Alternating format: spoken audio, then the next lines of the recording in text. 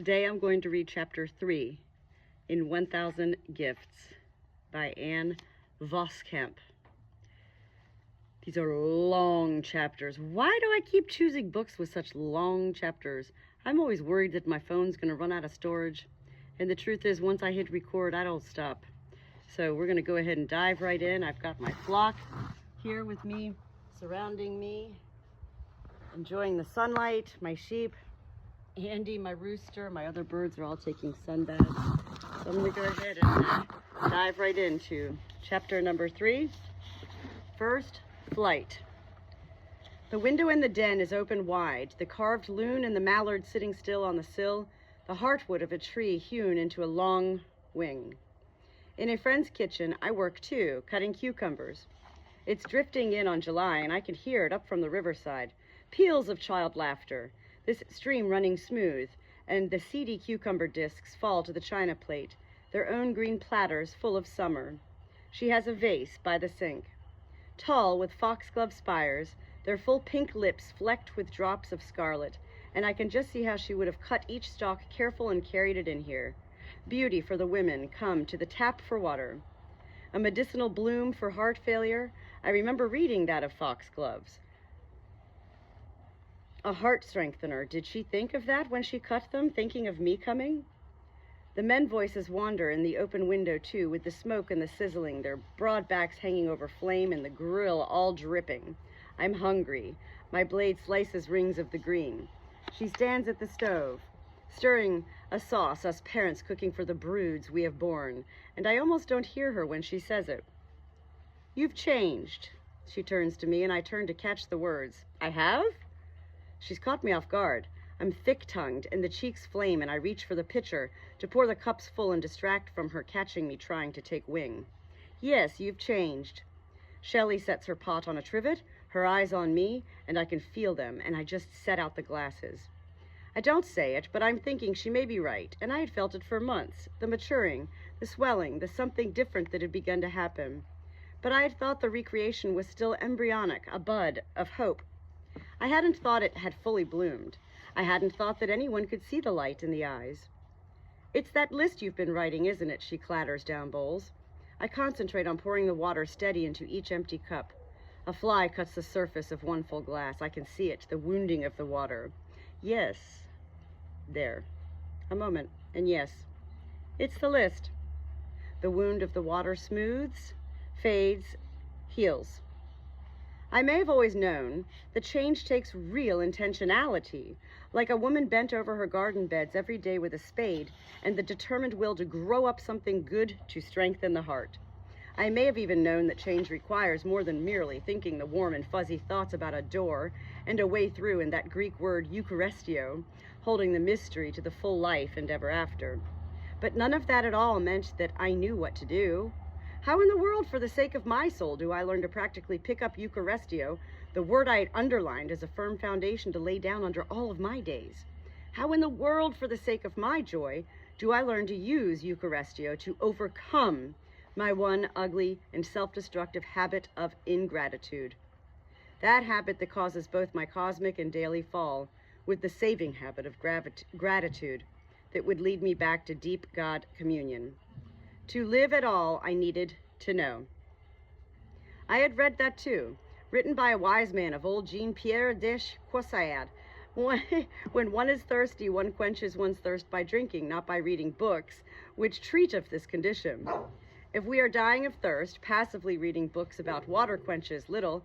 The only way to quench the parched mouth is to close the book and dip the hand into water and bring it to the lips. If we thirst, we'll have a drink.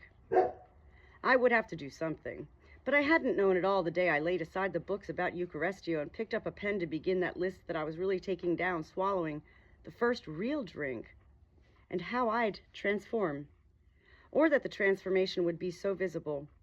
It was a dare, like a love dare of sorts, and I take it one clear November morning, not at all unlike that long ago November morning that her blood soaked the ground and I can never forget. It is the beginning of list season. Lists of holiday menus, lists of handsome projects, lists of have-to-buys. They're scattered and stacked across the counter around my desk when a friend's dashed-off digital line blinks up on my screen. She dares me, and I don't even blink. Could I write a list of 1,000 things I love? I read her line again, as in, begin another list? To name 1,000 blessings, 1,000 gifts, is that what she means? Sure, whatever. It's not like I thought that this is the carving, the flying, the healing of my wounds. Sometimes you don't know when you're taking the first step through a door, until you're already inside. I grab a scrap paper out of the ash-woven basket at the end of the counter, one with a child's drawing of St. Patrick, I think, headed to Ireland because he's in a boat, and those really do look like shamrocks on his sleeve. And I flip it over. Across the backside, on a whim, a dare, I scratch it down. Gift list. I begin the list. Not of gifts I want, but of gifts I already have. 1. Morning shadows across the old floors. 2. Jam piled high on the toast. 3. Cry of blue jay from high in the spruce. That is the beginning, and I smile. I can't believe how I smile. I mean, they are just the common things, and maybe I don't even know they are gifts really until I write them down, and that is really what they look like. Gifts he bestows. This writing it down, it is sort of like unwrapping love. It might fit like a glove. 16, leafy life scent of the florist shop. 17, the creak of her old knees. 18, wind flying cold, wild in hair. And when the house sleeps all heavy and only the dog barks crazy out on the lawn, up at the cold round moon, I look down at day 1 of counting all the way up to 1,000 gifts. I run my hands across the page. I see again frames of the day, a life album in miniature. Writing the list, it makes me feel happy all day. I can hardly believe how it does that. That running stream of consciousness, river I drink from, and I'm quenched in. A surging stream of grace, and it's wild how it sweeps me away. And I add one more to the list, to feel it all again. I can't understand why it does that, and yet, to the list, it feels foreign, it feels strange. Long, I am woman who speaks but one language, the language of the fall, discontentment and self-condemnation, the critical eye and never satisfied. And this, wasn't this, I finger the corner of the page neatly numbered. Well, if all these were gifts that God gives, then wasn't my writing down the list like receiving? Like talking with thanks? Wait. And he took bread, gave thanks, and broke it, and gave it to them. Gave thanks. This crazy dare gift list, it's language lessons in Eucharistio. For real? But Eucharistio, it's the word Jesus whispered when death prowled close and his anguish trickled down bloody. He took the bread, even the bread of death, and gave thanks. I look down at my list. This thanks that I'm doing, it seems so crude, trivial. If this list is the learning of the language of Eucharistio, this feels like guttural groanings. But perhaps the full of grace vocabulary begins haltingly, simply, like a child, thankful for the child-like. But doesn't the kingdom of heaven belong to such as these? At first, it's the dare that keeps me going. That, and how happy it makes me, giddy, this list writing of all that is good and pure and lovely and beautiful. But what keeps me going is what I read in the Bible lying open on my prayer bench, looking out the window to the snow fort, the fort with a door in the wall. It's Paul writing the letter to the Philippians. I read the 4th chapter. I almost don't see it, but Paul repeats it twice in only 2 sentences, so I don't miss it. I have learned how to be content with whatever I have. I know how to live on almost nothing or with everything. I have learned the secret of living in every situation, whether it is with a full stomach or empty, with plenty or little. Philippians 4:11-12.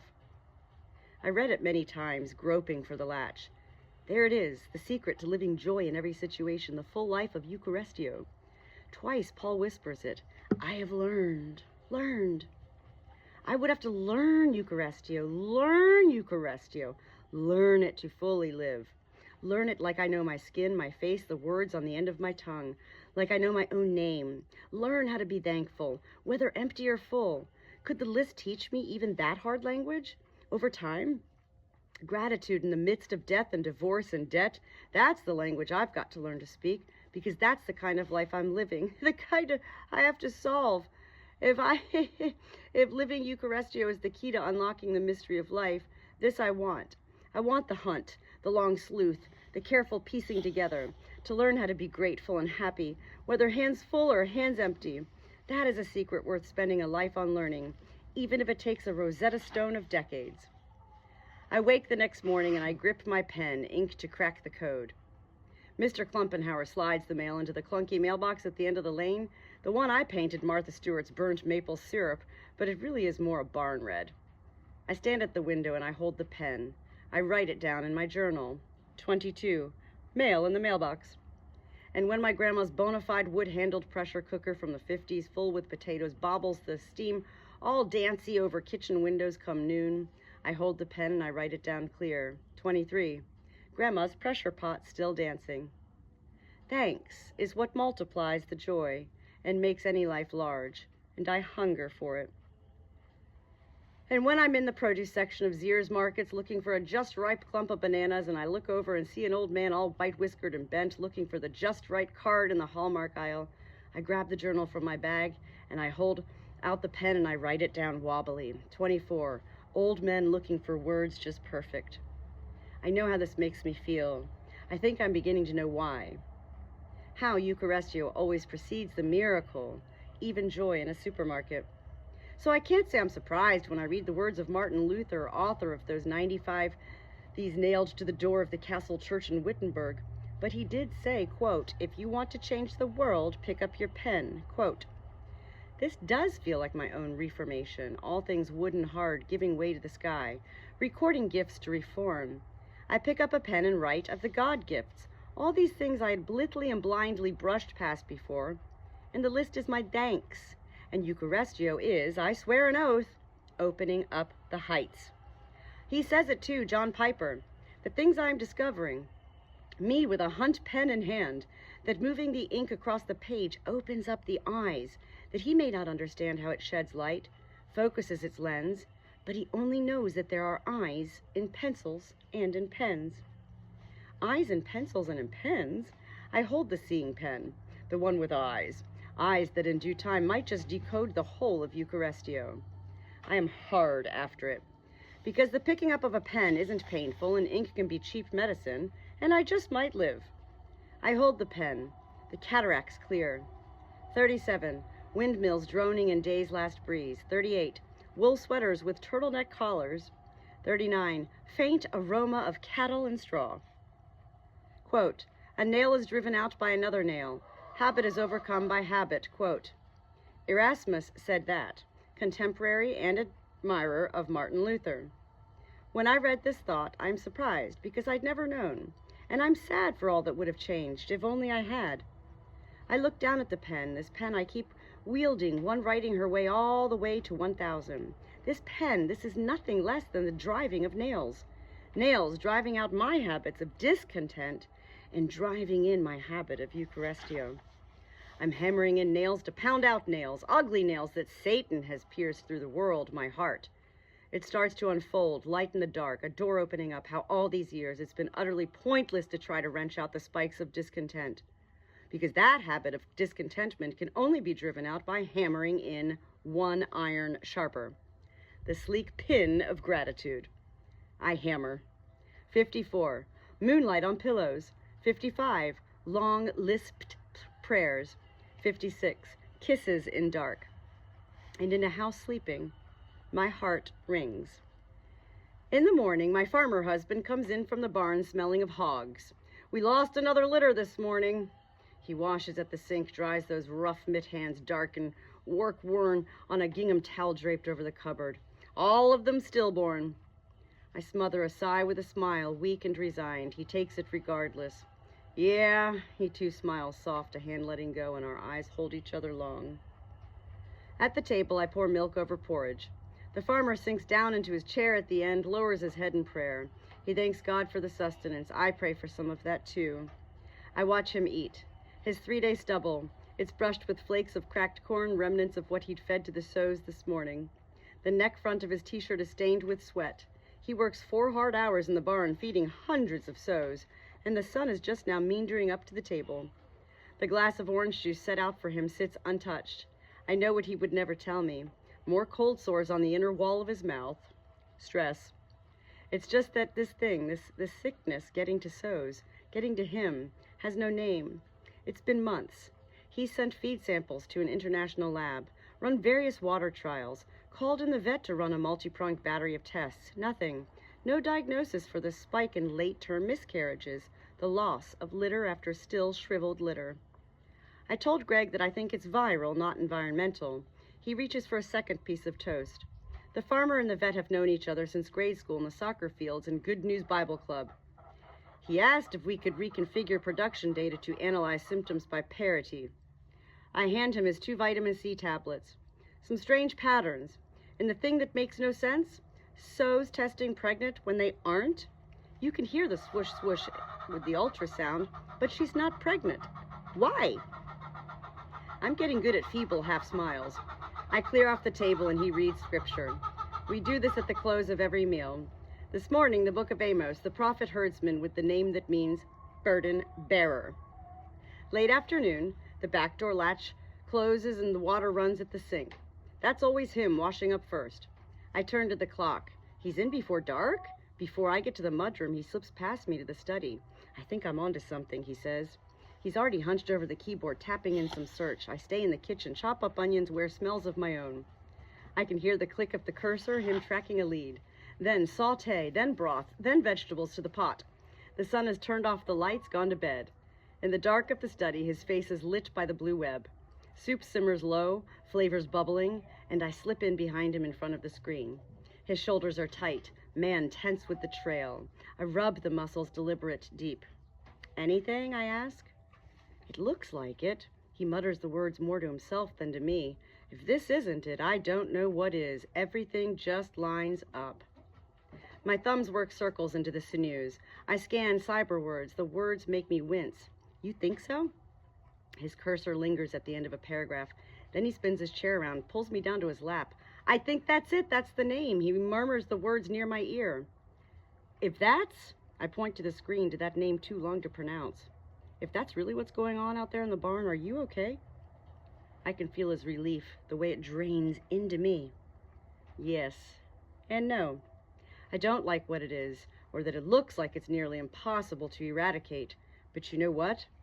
I turn to find his eyes, the way he and I meet, touch. His hands around me tighten, us melded in hope. I'm strangely happy, he says. It's true. No furrow plows across his brow. His maritime eyes lay calm. God's good. Just naming it. Just naming it. When you don't have the name for something, you're haunted by shadows. It ages you. I press my lined forehead onto his. But when you can name something, my list of naming God gifts lies open on the counter. 117, washing the warm eggs. 118, crackle and fireplace. 119, still warm cookies. Naming is Edenic. I name gifts and go back to the garden and God in the beginning who first speaks a name and lets what is come into existence. This naming is how the first emptiness of space fills, the naming of light and land and sky. The first man's first task is to name. Adam completes creation with his maker through the act of naming creatures, releasing the land from chaos, from the teeming, indefinable mass. I am seeing it too in the journal, in the face of the farmer. Naming offers the gift of recognition. When I name moments, string out laundry and name pray, thank you, Lord, for bed sheets and billowing winds, for fluff of sparrow landing on line, sun winter warm, and one last leaf still hanging in the orchid. I am Adam at that point, and I discover my meaning and God's, and to name is to learn the language of paradise. This naming work never ends for all the children of Adam, naming to find an identity, our identity, God's. It's late, and in the lamplight when the bones finally rest, I read and turn a page and run unexpected into these words. Now, in the Bible, a name reveals the very essence of a thing, or rather its essence as God's gift. To name a thing is to manifest the meaning and value God gave it, to know it as coming from God, and to know its place and function within the cosmos created by God. To name a thing, in other words, is to bless God for it and in it. I read the words again. The heart palpitates hard. I don't hear the clock or the slosh hum of the dishwasher. All I can think is that my whim writing of 1,000 gratitudes, the naming of the moments, this is truly a holy work. This naming really does call now a gift of God. I read again, quote, to name a thing is to manifest the meaning and value God gave it, quote. I look at a day, a thing, an event in front of me, and it may look strange. What is it? But when I name it, the naming of it manifests its meaning. To know it comes from God. This is a gift.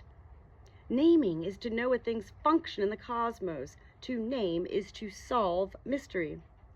In naming that which is right before me, that which I'd otherwise miss, the invisible becomes visible. The space that spans my inner emptiness fills in the naming. I name, and I know the face I face. God's. God is in the details. God is in the moment. God is in all that blurs by in a life, even hurts in a life. God! How can I not name? Naming these moments may change the ugly names I call myself. I put a pen to a journal to name solve, and I shake it when it runs dry, trace circles, and I coax out ink. Some days I coax hard. I'm tired. I don't know if it's the way the honey light runs down the walls and sticks to all the dust lying still on every surface, or if a fog films over the eyes, or if I am plain deceived.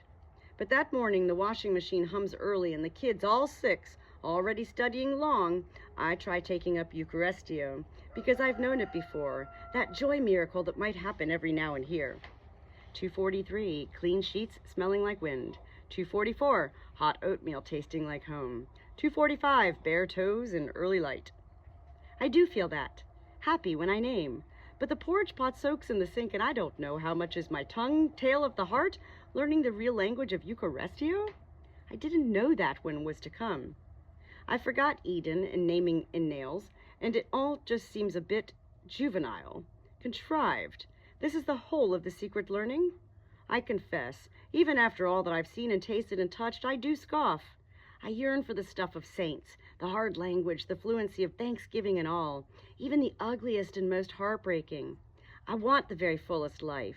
I wonder, even just an inkling, is this but a ridiculous experiment? Some days, ones with laundry and kids and dishes in sink, it is hard to think that the insulting ordinary of this truly teaches the full mystery of the almost important Eucharistio. It's so frustratingly common, it's offensive. Driving nails into a life always is. I pick up the journal. Paul had twice said it, and I mustn't forget it. He said he had to learn. And learning requires practice, sometimes even mind-numbing practice. C.S. Lewis said it too, to a man looking for fullest life. Quote, "If you think of this world as a place intended simply for our happiness, you find it quite intolerable.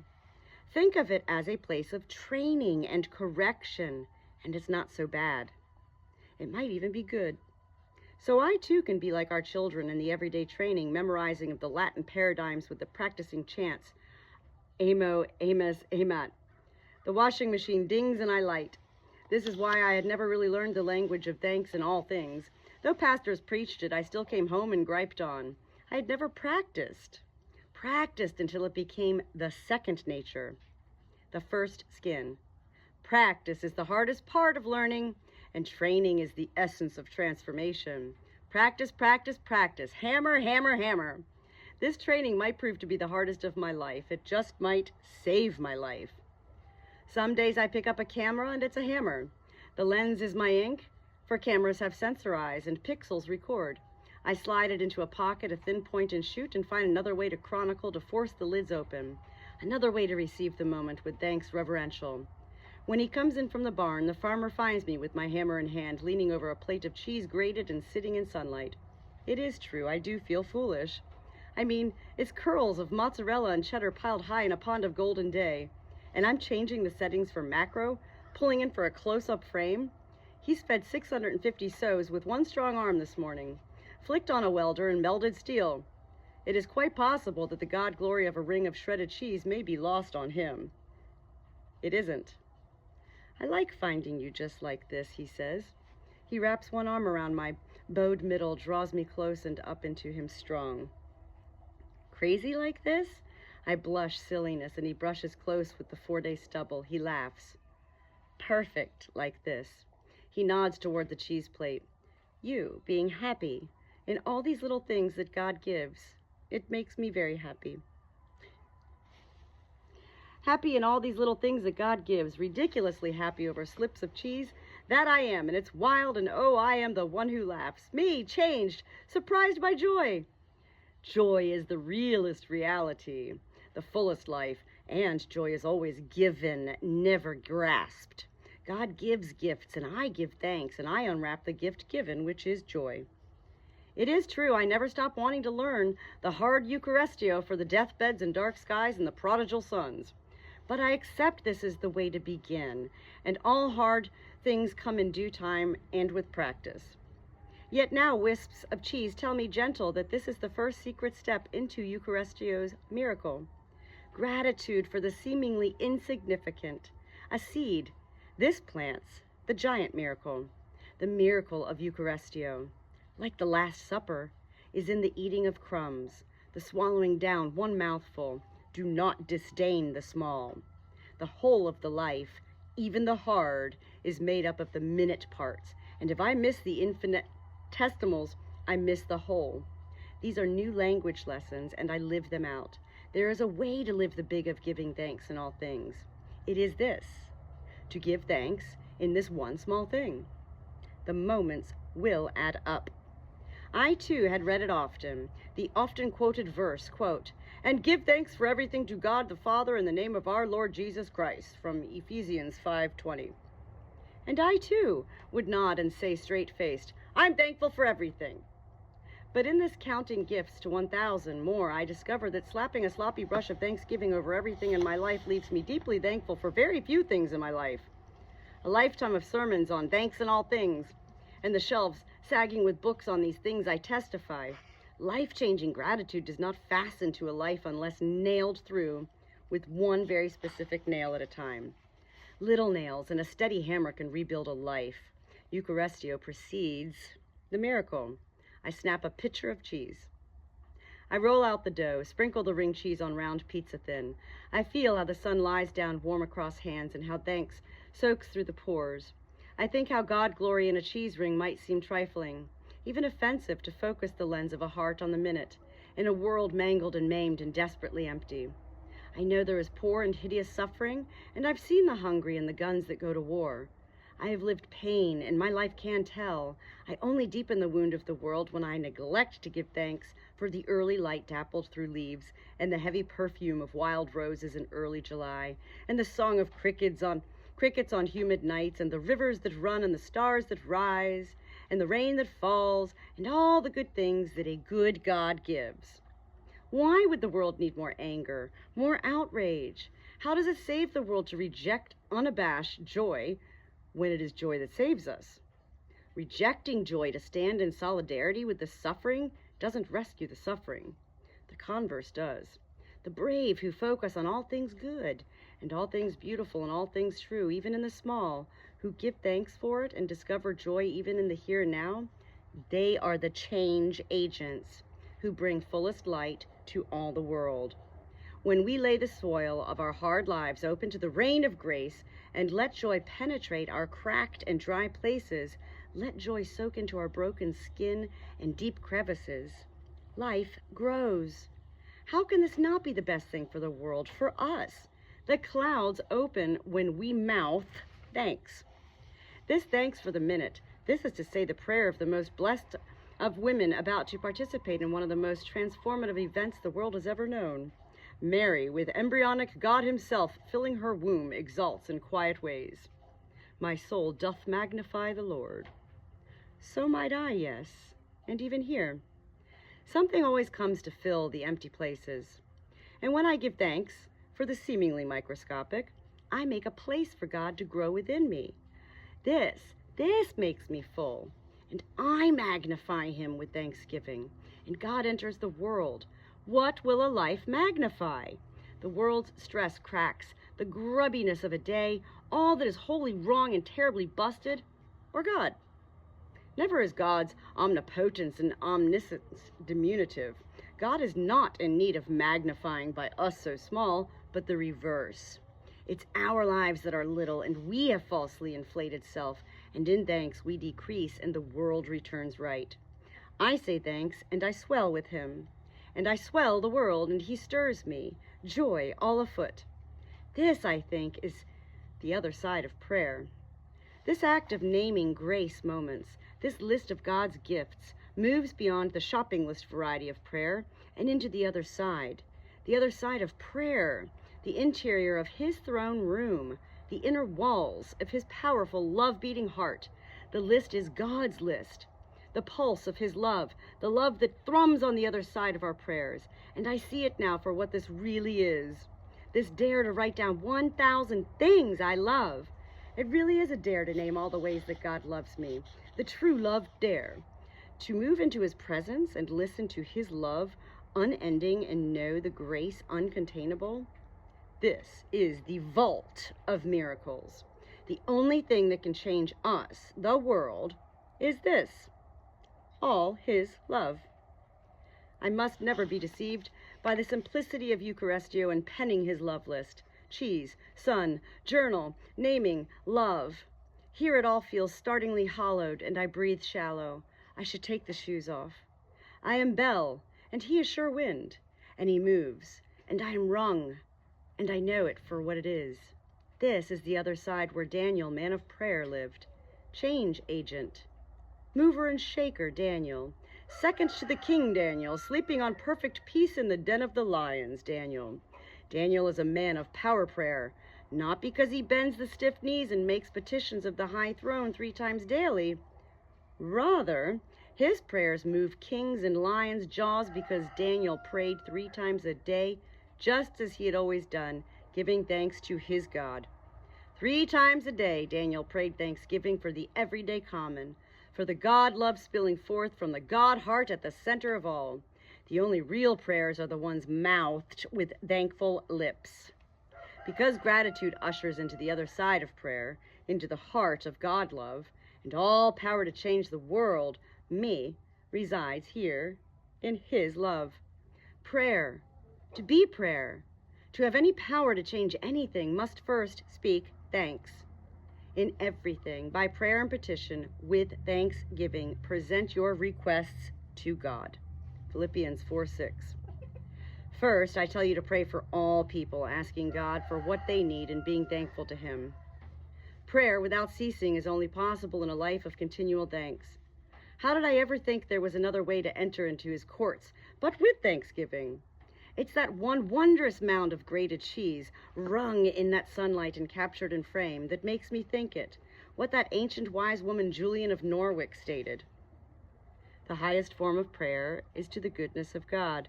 God only desires that our soul cling to him with all of its strength, in particular, that it clings to his goodness. For of all the things our minds can think about God, it is thinking upon his goodness that pleases him most and brings the most profit to our soul. The gift list is thinking upon his goodness, and this pleases him most, and most profits my own soul, and I am only beginning to know it. If clinging to his goodness is the highest form of prayer, then this seeing his goodness with a pen, with a shudder, with a word of thanks, these really are the most sacred acts conceivable, the ones anyone can conceive, anywhere in the midst of anything. Eucharistio takes us into his love. I am struck, and I long chime. Daniel is only a man of prayer because he is a man of thanks. And the only way to be a woman of prayer is to be a woman of thanks. And not sporadic, general thanks, but 3 times a day Eucharistio. Was it the power of everyday Thanksgiving prayer that shut the gaping mouths of the lions ravenous? Lions would count as hard Eucharistio. I slide a pizza out of the oven and cheese is melted over all and through, and someday I shall tell Shelley that life will change, and life comes when we receive life with thanks and ask for nothing to change. I cut the pizza round into slices, and the porcelain dove etched with the word peace, the one that hangs in hope by my corner kitchen window. She looks to soar into the hard winds. Chapter 3. My fingers are frozen. I need to pull my little mitts down here over my fingers. And then get started on the rest of my barn chores today. I'm really, I can't believe this book. I mean, I can't even sit here right now. I'll have to do a whole other video just of my life to explain the bizarreness, the awesomeness, the undeniable, true miracle that happens always when you simply believe and love God. Amen.